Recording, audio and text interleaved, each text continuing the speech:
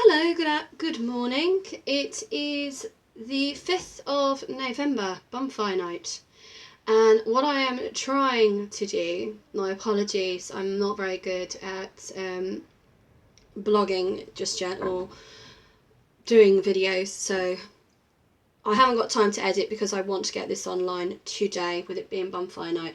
Now, as everybody knows, unfortunately, we are now in another what they call social lockdown for the next 4 weeks.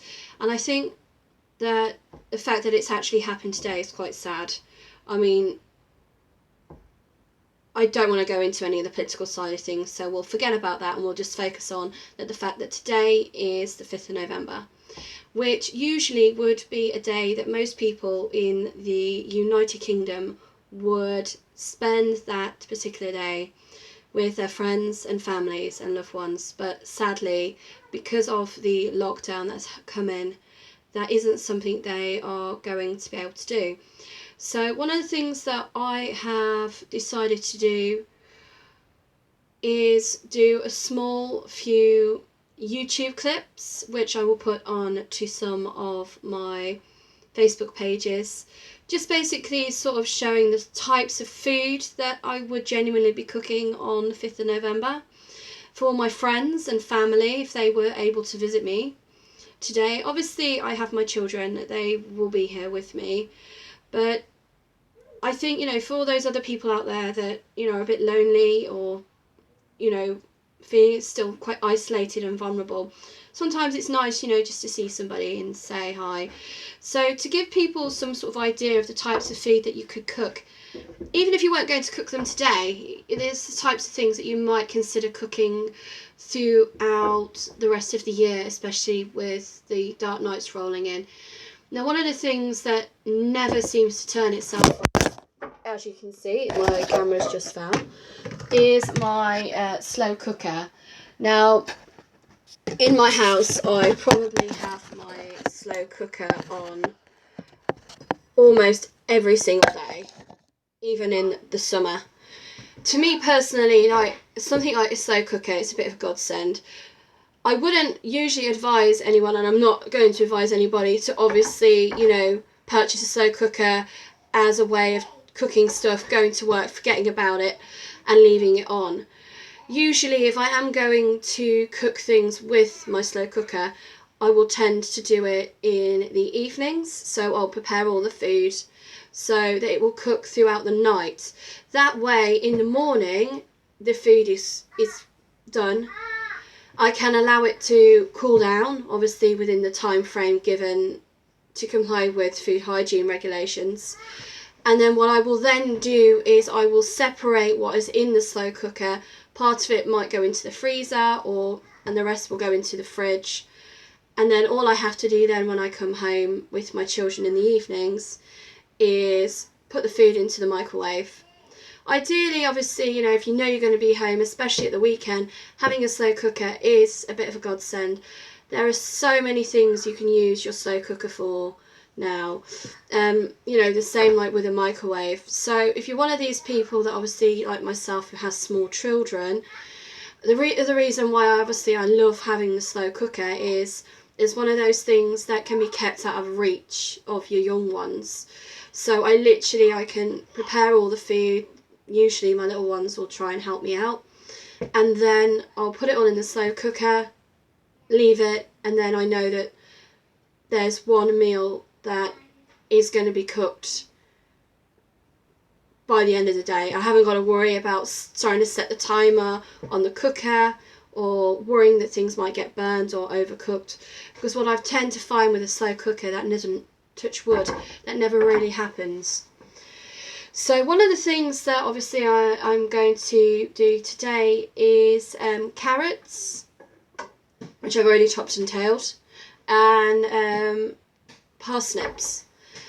And one of the good things about these vegetables is they are root vegetables and you can practically use them with anything that you're cooking.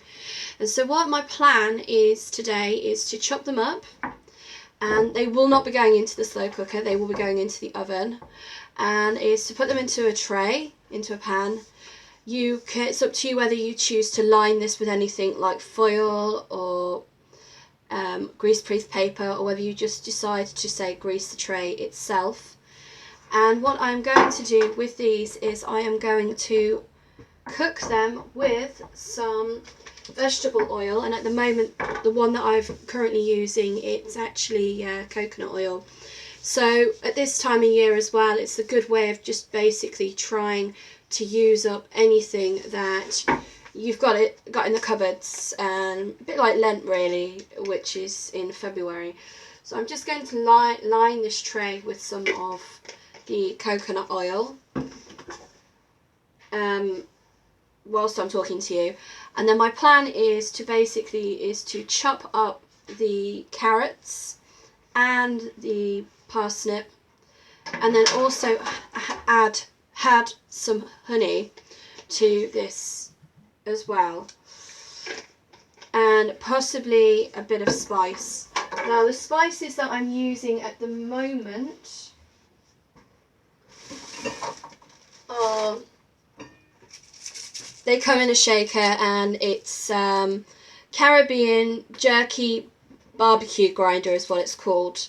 And in this you get sea salt, chili flakes, onion and thyme, brown candy sugar, cayenne pepper, cinnamon, black peppercorns, and what they class as allspice.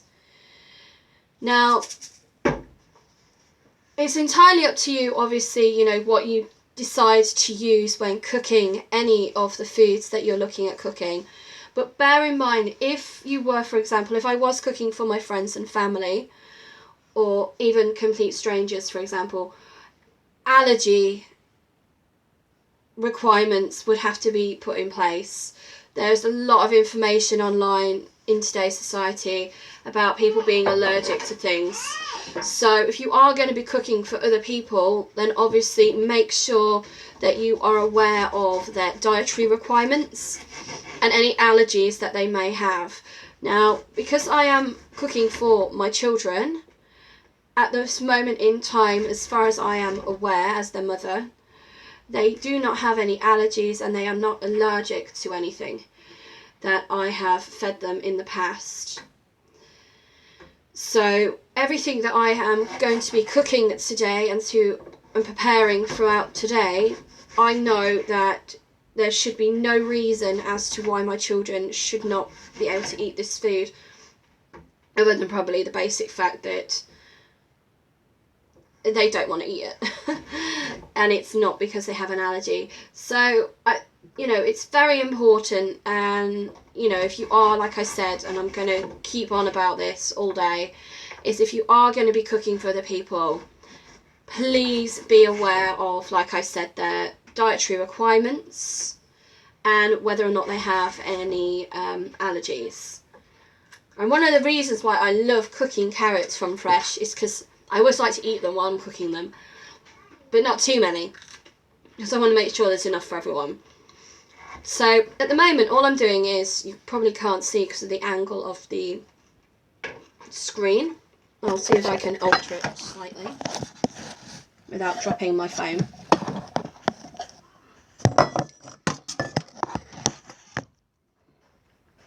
Yeah, done. Basically, all I'm doing is I'm getting a knife. Now, the knife I'm using at the moment has like a serrated edge, which makes it a little bit easier to cut. And all I'm doing is holding the carrot with my forefinger and thumb, and just to steady it, and using a cutting motion to basically slice the carrot in half. You can probably hear my little one in the background. So what I will do is I will finish this video for now, and then I will put another one up later on.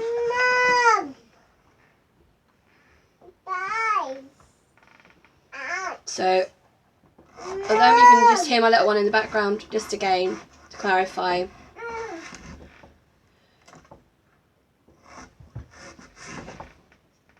and then I'm placing them in the pan with the oil.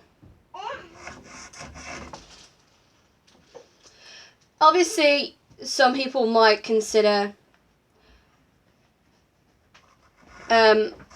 blanching the vegetables beforehand.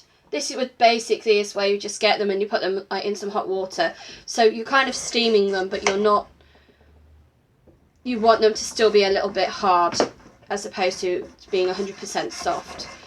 That's entirely up to you. But because obviously I'm looking at cooking these until around 4 o'clock in the afternoon, I have decided that I'm not going to blanch the vegetables first. I'm just literally going to cook them raw in the oil, add the spices and also some of the honey that I have purchased from a local beekeeper in my hometown of Nuneaton. I can't remember exactly the name of the company, but if I can find the name of the company on the jar, then obviously I can post that at a later time. Thank you.